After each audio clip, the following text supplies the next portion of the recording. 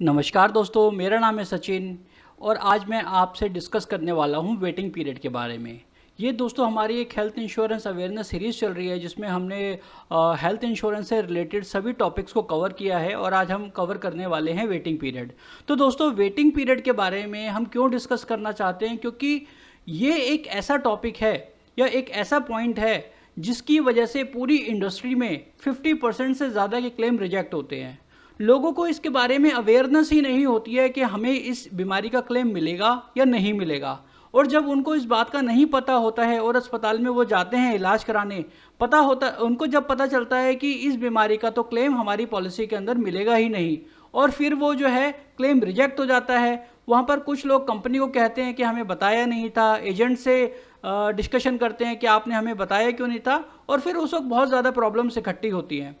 तो दोस्तों इस वेटिंग पीरियड को समझना इसलिए ज़्यादा ज़रूरी है कि एक तो आपको अवेयरनेस भी देगा, और दूसरा आपने अगर कोई ऑलरेडी हेल्थ इंश्योरेंस ली हुई है तो आप अपनी पॉलिसी में देखिए कि उसमें किस तरीके के वेटिंग पीरियड हैं, और अगर आप ले रहे हैं तो उसके अंदर भी आप चेक कीजिए कि किस तरीके के वेटिंग पीरियड हैं। तो दोस्तों आगे बढ़ने से पहले मैं आपको बताना चाहता हूं कि अगर आप मेरे चैनल पर नए आए हैं तो प्लीज़ इसको सब्सक्राइब करें और बेल आइकन को प्रेस करें, ताकि आपको सारी मेरी लेटेस्ट वीडियोस जो हैं इंश्योरेंस से रिलेटेड आपको मिलती रहें। और अगर ये वीडियो पसंद आए तो अपने दोस्तों से ज़रूर शेयर करना, क्योंकि ज्ञान बांटने से बढ़ता है। तो आइए दोस्तों हम शुरू करते हैं वेटिंग पीरियड के बारे में।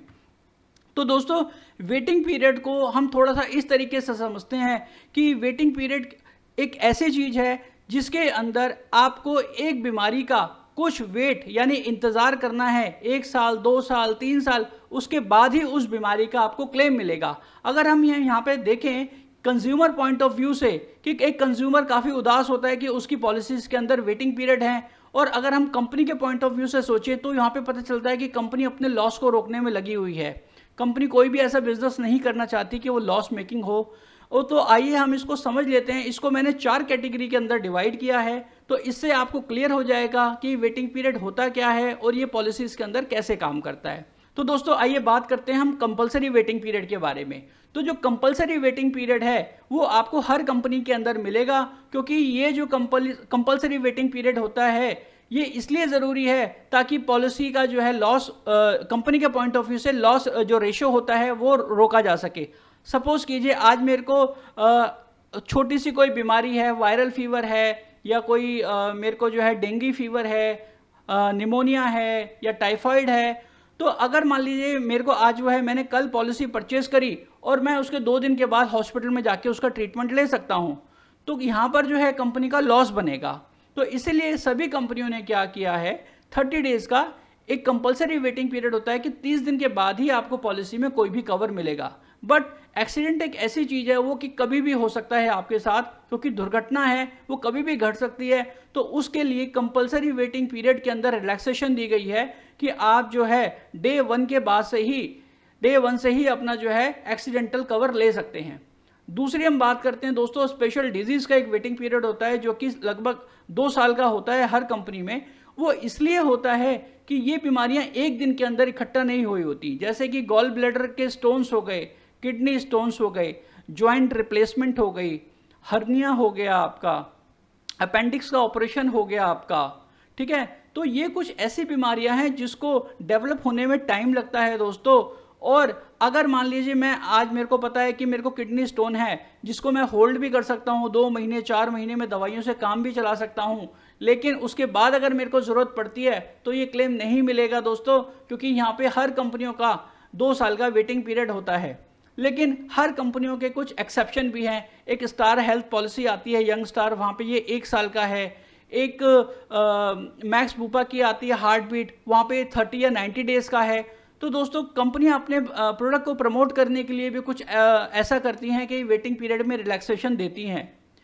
तीसरा पॉइंट अगर हम बात करें प्री एग्जिस्टिंग डिजीज़ की, अगर आपने प्रपोजल फॉर्म में या फॉर्म भरते वक्त कोई सा भी डिजीज़ कि जी मेरे को पहले ये डिजीज़ थी अब ठीक हो गई है, या मेरे को अभी भी ये डिजीज़ चल रही है, और इंश्योरेंस कंपनी आपको इंश्योरेंस प्रोवाइड कर रही है, तो उसके ऊपर वो 2 साल से लेकर 4 साल तक का वेटिंग पीरियड लगा सकती है। हर कंपनी का अलग अलग होता है। यहाँ पर कोई कंपनी 2 साल करती है, कोई कंपनी 3 साल करती है, कोई कंपनी 4 साल करती है।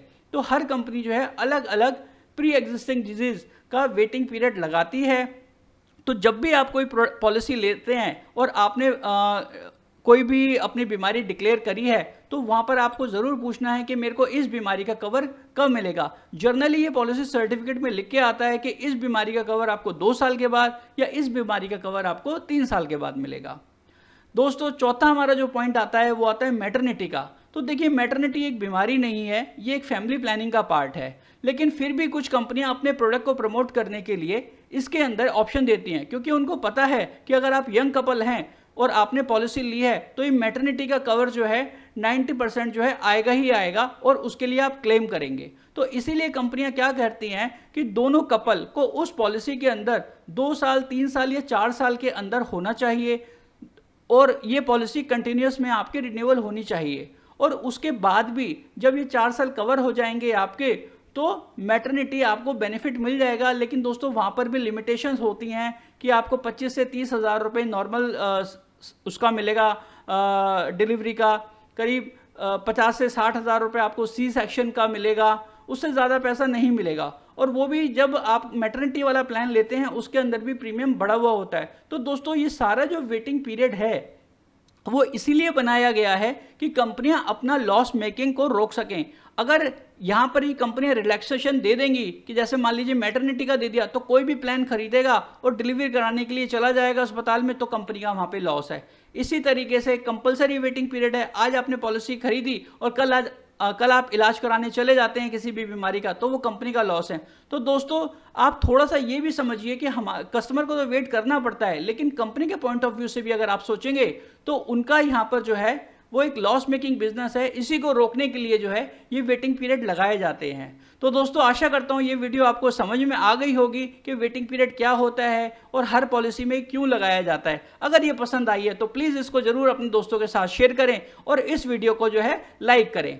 और इस वीडियो को देखने के लिए आपका बहुत बहुत धन्यवाद। मिलते हैं अगली वीडियो में।